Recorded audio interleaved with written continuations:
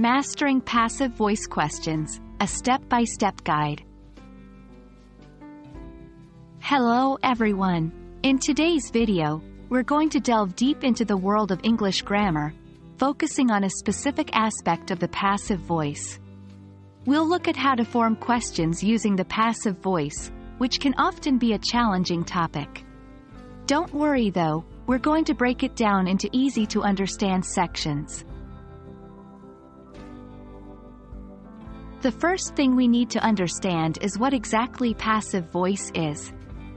When we use the passive voice, we are shifting the focus from the subject, the doer, to the object, the receiver, of the action. It's all about the action happening to the subject, instead of the subject doing the action.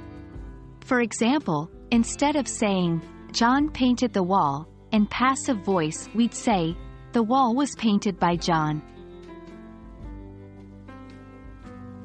Now, how do we transform passive voice statements into questions?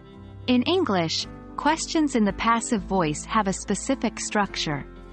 It's essentially a reversal of the normal subject-verb-object order we're used to. To form a passive voice question, we start with the auxiliary verb, followed by the subject, then the past participle.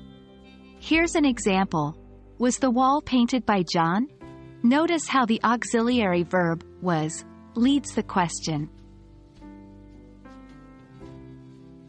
The easiest type of question to form in the passive voice is the yes, no question.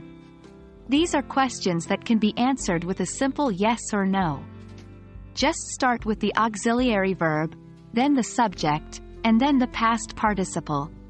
For example, was the cake eaten? Have the books been read? The formation of WH questions, who, what, where, when, why, how, in passive voice can be a bit tricky. We start with the WH word, followed by the auxiliary verb, then the subject, and finally the past participle. For example, what was eaten? Where have the books been read? It's important to note that for who, questions where the doer of the action is unknown or irrelevant, we often use the passive voice.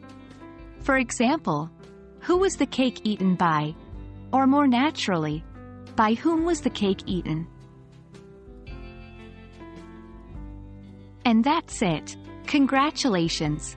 You've made it through the basics of forming passive voice questions.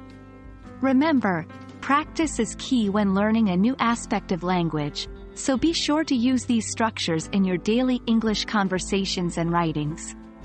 I hope you found this video helpful.